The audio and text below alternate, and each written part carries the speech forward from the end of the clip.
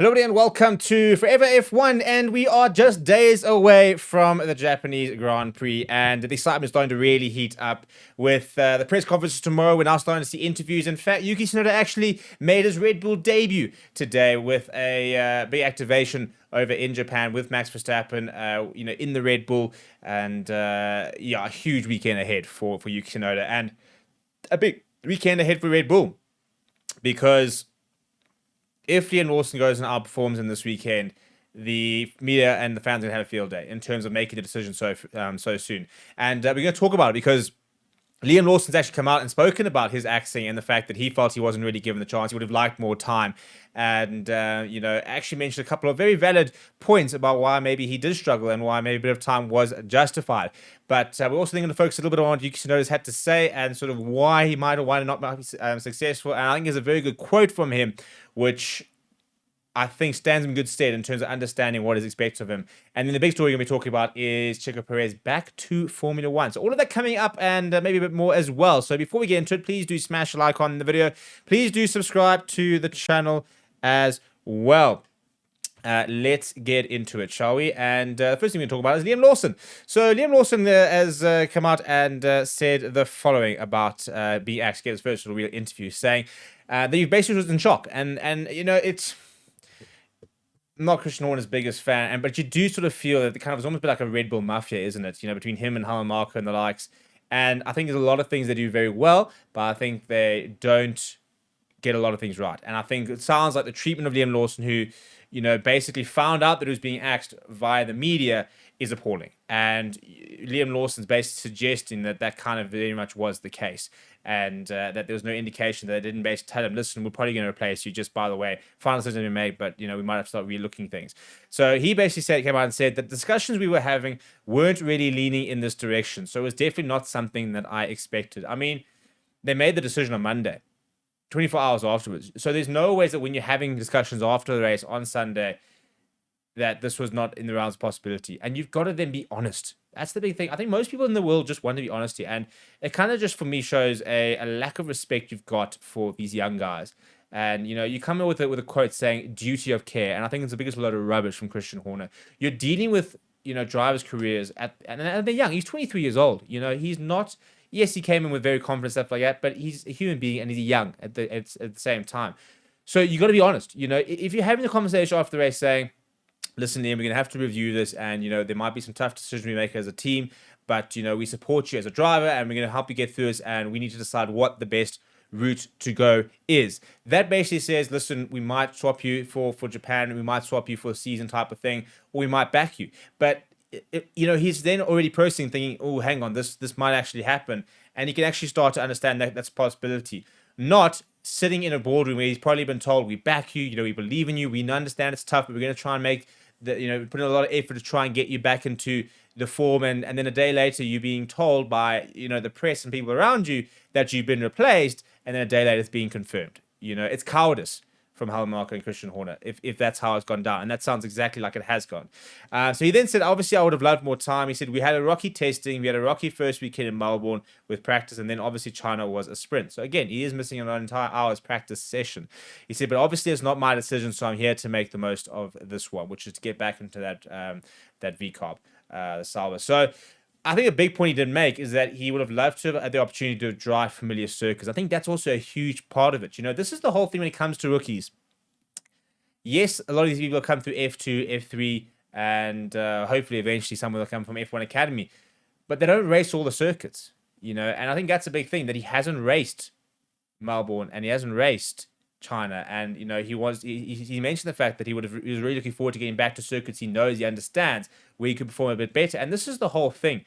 When you're going to get a rookie and you've got to back them for that kind of reason, it's going to take them time to understand how the car works, the pressure of the team, how the team works, how the engineers work, the tracks, the different sort of, this is why a Fernando Alonso can clean up in most cars, because A, he's one of the best drivers, we've seen in Formula One, and B, he's got 20, 30 years of experience almost. Not quite 50, but I mean, tell you, he's getting there.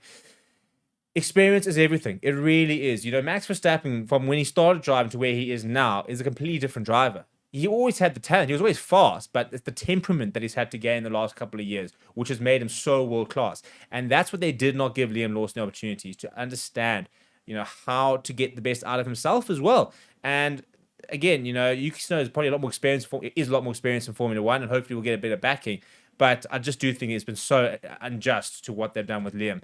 In terms of Yuki Tsunoda, he's had to develop, and we talk about maturity, and we all go back to Bahrain. When he had that sort of spat with Daniel Ricciardo and the whole thing. And I think that was a very big turning point for you, because I think he was basically told, listen, you either fall in line and understand what your role is and where the line is, or else we might look at other options. And he's admitted he's basically he had to change. Otherwise, he wouldn't have had a seat. So he's definitely matured a lot, has Yuki, because he often comes across as very petulant, doesn't he, on team radios. He's that kind of person. He comes across as somebody who can be a bit whiny and likes to complain. But I think a lot of it, is a frustration point of view. And I think he's under a lot of pressure. Now, what was quite interesting is this over here. And I think that he gets it. I think this is the big thing. He's been around that Toro Rosso for long enough to understand what it means to be a Red Bull driver. When you're in the reserve team, you look at the pressure and the likes of that. So he said, everyone is being really considerate and trying not to put pressure on me, which is really kind of him. Now, that's because everyone's now feeling bad about what they said about Liam Lawson and the fact that now he's been sacked. I think a lot of media outlets and stuff like that went very hard at Liam Lawson. And then he's been sacked. Now everyone's going, "Ooh, hang on, we were quite harsh on him. Oh, shame, we're actually contributing towards it." And you kind of have to put your hand up and say, "Ooh, maybe a bit too harsh." It's always a nice timely reminder that there are human beings at the end of, these are not just names on a piece of paper. There's a human being attached to it. There's, a personality. There's emotions attached to that as well. But he said, "But honestly, please have high expectations, but all the pressure on me. I can't guarantee that I'll live up to these expectations, but I'll do my absolute best," which is kind of missing there. But he's right. You can't sit there and say, "Oh, no, it's okay, Yuki. Like, we're going to give you a chance. Like, we back you. And, if he doesn't go on," no, he's a Red Bull. He's been put in that Red Bull car to perform. He's been put in there to score points next to Max. And there's no time to basically pussyfoot around it. That's the reality. He's there to get results. And therefore, he has to understand the pressure and he has to live up to the expectations. And that's really important. This is an interesting one, and maybe you can be a little bit naive to a certain degree as well. Saying, Christian wants me to, Hornets wants to be as close to Max as possible. He promised me in some situations that if I'm able to be in front of Max, that he wouldn't necessarily ask me to swap and make Max win.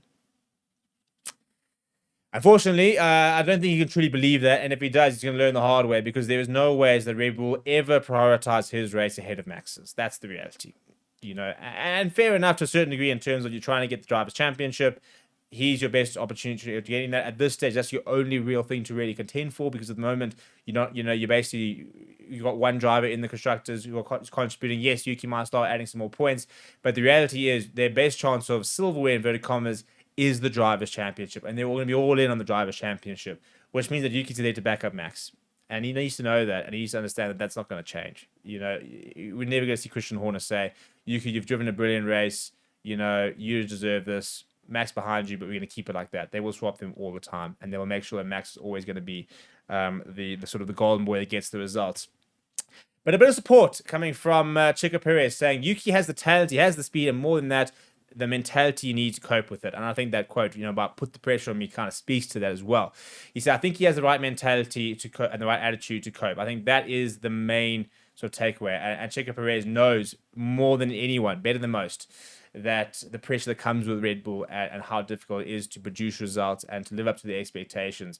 And he fully obviously believes that Yuki has got it, which I think he does. I think Yuki is mature enough now to, this is the right time for his shots. From Yuki's career point of view, it's not the right time, I feel, in terms of where Red Bull are. I think if you'd been given the drive from the beginning of the season, I think it could have been. But I think now he's been thrust into a bit of a no-win situation, because I think he might struggle. And he's coming into a time where the car is not extremely quick. It's a car that's not 100%. So he's going to have to be at 120% to try and get that out of the car. But speaking of Checo Perez, a very big story coming out is that Checo could be back to F1, and he has confirmed that he is in talks for that return, saying, "We are talking to a few parties out there. Once I know all my options, I will make a decision." Basically, Cadillac. That is the big one at the moment, and I think a lot of money being thrown his way by Cadillac to potentially make that return for them in next year. And I think it'll be really cool to see Checo Perez back on the grid. He comes with a big financial backing. That's obviously a big thing. He comes with sponsorship money. He comes with experience, and he comes with a big fan base as well. So I think it's a pretty given. It's a no lose situation. I think getting Checo Perez in as a driver. You're getting a very experienced F1 driver who's a Formula One winner. You know, he's won races, he's won constructors championships, he's competed for the drivers' title, and again, he comes with a lot to it as well. So I think he's a bit of a match made in heaven. So there'll be lots of Formula One teams who'll be looking to try and get him in. I think because I think he brings a lot to the table. Cadillac being a new team, that would make a lot of sense in terms of trying to start from the beginning, having somebody of his experience and his pedigree and his sort of fan base will do a lot towards making that Cadillac team successful. So that's going to wrap up today. Other sort of big challenges. They're having a bit look at how good Sauber are in terms of them being really, really competitive. Well, not competitive, but really outperforming what sort of the early testing suggested. Because during testing, once again, that Sauber looked really, really poor. But you then had Nico Hülkenberg, who took 7th place points in Melbourne and got into Q2 in China.